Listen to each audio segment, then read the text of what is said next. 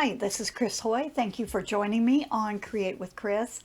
I've had a lot of questions, so today I will be sharing why my signature awesome angle brushes are so awesome and why every painter needs a set.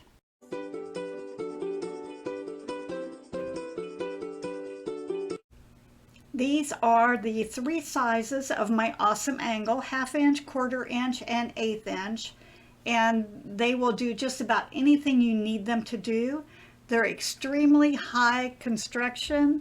The bristles are a triple filament fiber, and that's going to give extra long life, lots of bounce, and maintain their shape for a very, very long time. They're excellent for acrylics, watercolors, and you can also use them for thinned oils. They're not going to push heavy bodied paint around really well, but they're going to move that paint nice and smoothly. The bristles are soft. You're not going to have those bristle marks.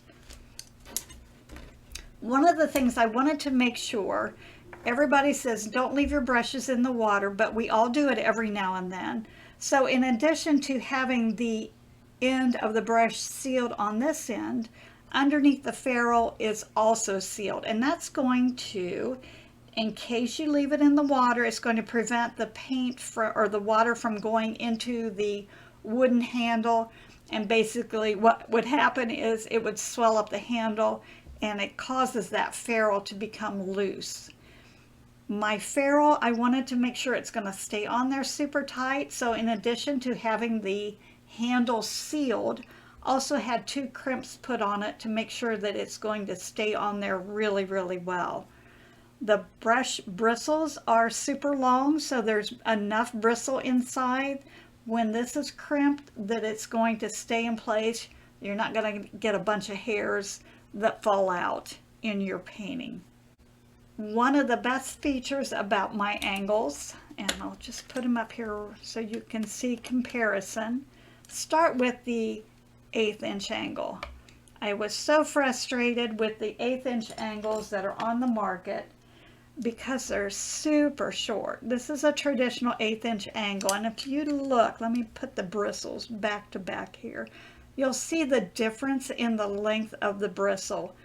And I'm telling you, if you wanted to paint with the 1/8 inch angle, this little one over here, the blue one, it's going to take you all day. With my angle, you can load it up. You can float for a long time before you have to reload. It's going to give you smoother strokes. It's going to take less time to load and reload. You know how you get that perfect float and you have to stop and reload? This is going to go miles, miles further. Traditional, typical 1/4 inch, you can see the difference in the length of the bristles. Absolutely huge.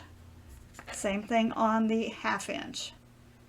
Just makes sense to have a longer brush. It's going to hold more paint, and it's going to provide more fluid stroke work.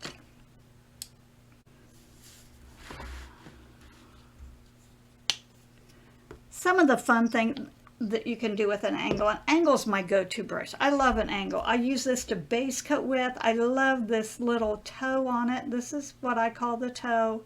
This is what I call the heel. I love the toe because I can get and tuck it into any little tight areas. It just is my go-to brush for so many, many things. And I think once you start using a brush and playing around with it, you'll be amazed at how many different techniques can be achieved with just one brush. I'm going to load my brush with water, and I'll just lay it on a paper towel and let it kind of pull that moisture out. And we'll load those bristles up. I load both sides. I pull from the side of the paint. I don't jab in the middle. I want to have a lot of paint on my brush, but it's never thick or bulky on the toe, on the sides. It's work that paint in the bristles, not just on it. You have so many bristles. They're made to be used. I can stay on the toe and just pull out some super fine lines.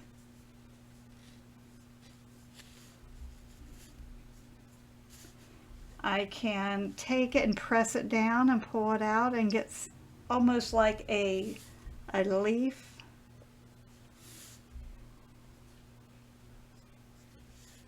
And I can take the flat of the brush.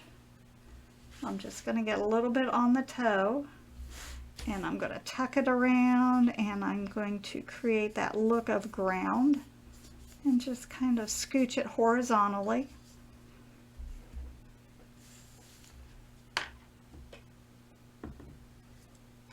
Let's make some little flowers out of this. Just going to get a light and a dark color. A little bit of purple, lavender, and then we'll go with a little darker color as well.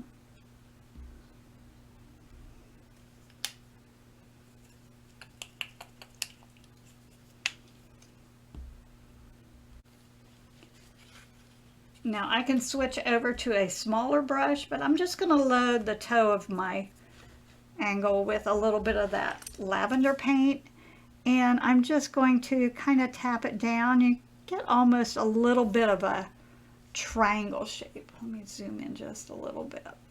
Kind of a little soft triangle. And I'm just tapping.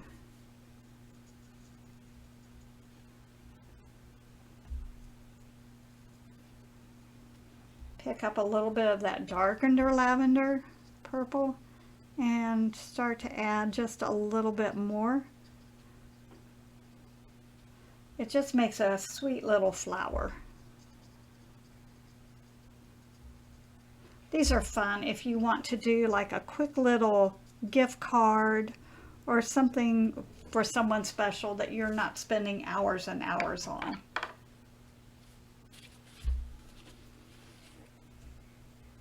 Let's put another little leaf down here.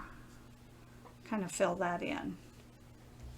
But how easy is that? I should go back and brighten that up with a little bit of white. You can play around with it, but you get the idea.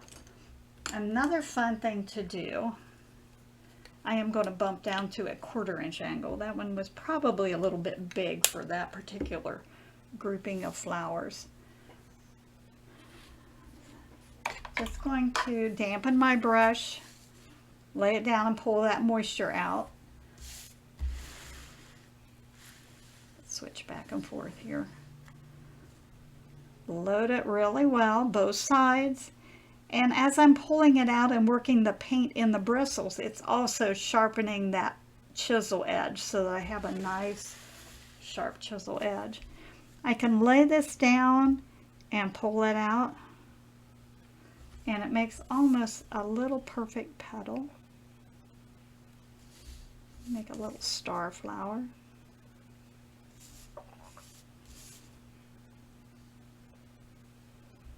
Who knew with an angle you could do this, right?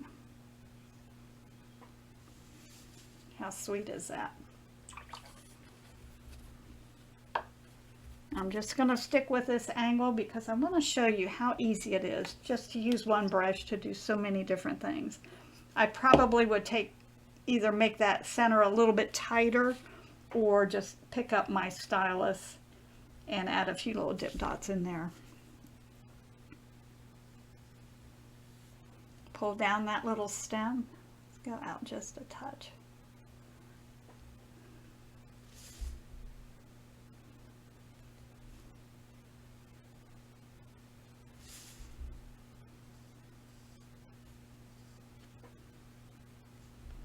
I'm working with paper, so it's a little bit soaking it up quite a bit.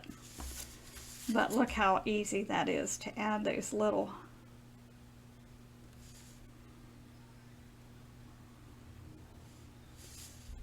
shouldn't do these upside down.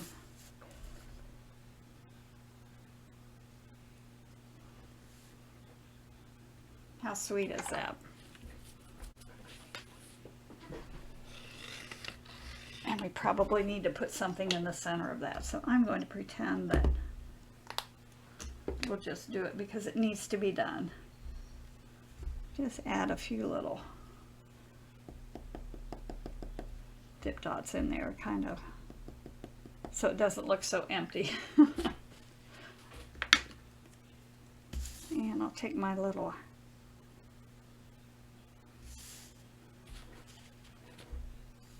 angle brush and we'll just brighten that up. Cute little star flower. I would probably move those little petals in so they're not quite so far apart, but I wanted to make sure that you saw how simple that was to create. Let's do the same thing with a rose. And I'm not a big rose person. I'm not really that much into flowers. I like easy flowers. And I'm going to take my 1/4 inch angle. The size of the rose is determined by the size of the angle brush. I'm going to load light pink on the toe and dark on the heel and just blend it until I get a nice soft blend in the middle. Going to do the 2 back flower petals. Almost looks like an M. The front of the bowl, or the back and then the front.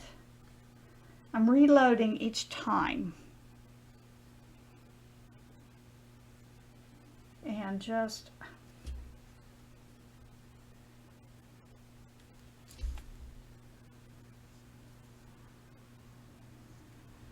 like that, create that rose that quick.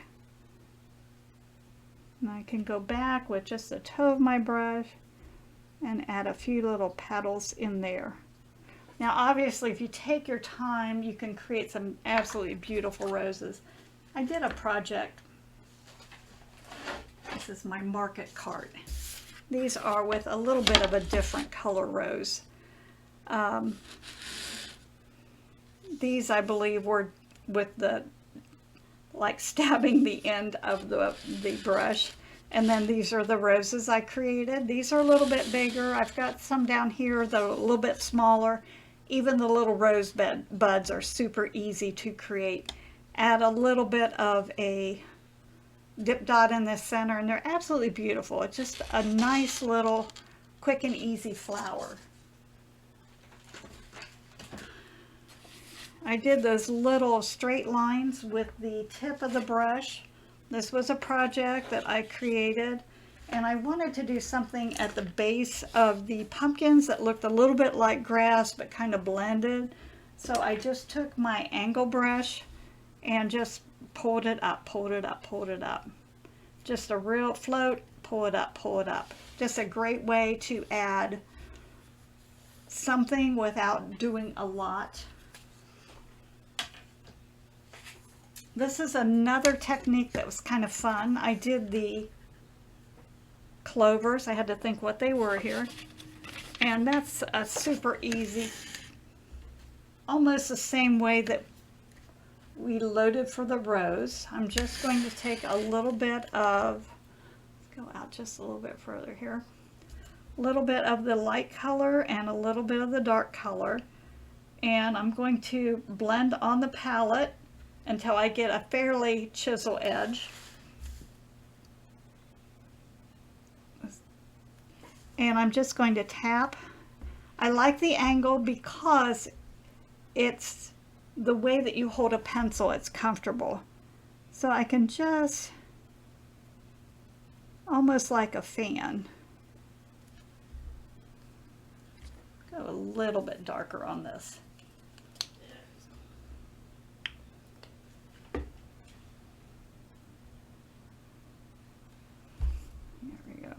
I'm going to add more darkness at the base of that. See how that creates that look of a clover. Just a really fun, easy way to do a clover. And then I thought, well gosh, if you can do a clover like that, why couldn't you do a pine branch? And that works out super easy as well. This is how I created these pine branches in here. Also, a little bit of a garland here, pine branches down here at the bottom. And the way I did that, I'm just going to double load.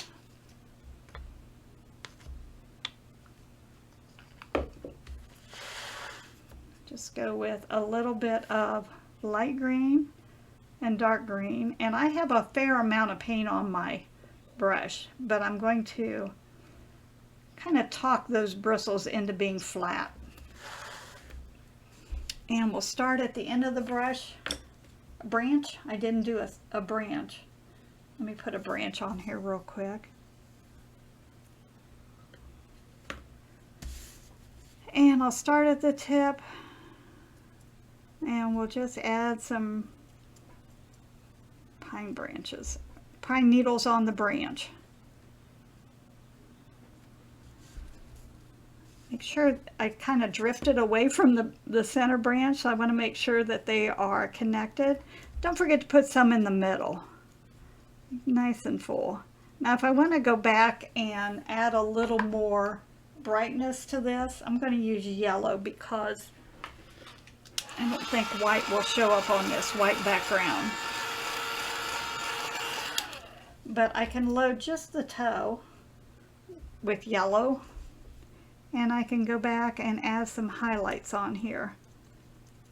And I'm not being fussy, I'm just adding. I'm not going back and adding them on top of everything. It just helps to fill it in and brighten it up. I think on this one, let me try a little bit of lavender. Yeah, we'll put a little lavender on there. Add a little more color in there. Just adds a little more thickness, a little more color, and just helps to fill it out much, much nicer. I hope this gives you a few ideas on how to use these awesome angles to do so many more things than just to shade with. This is my go-to brush. I love it, and I think you will love it as well. Make sure to clean your brushes well every time you use them. They're going to last a long, long time if you take care of them. I hope you learned some new tips, tricks, and techniques using my awesome angles. Let me know if you have any questions or comments. I would love to hear from you. If you like what you see, please give me a thumbs up and subscribe to my channel. Please make sure to check out my other videos. Thank you for joining me, and I look forward to our next painting adventure together.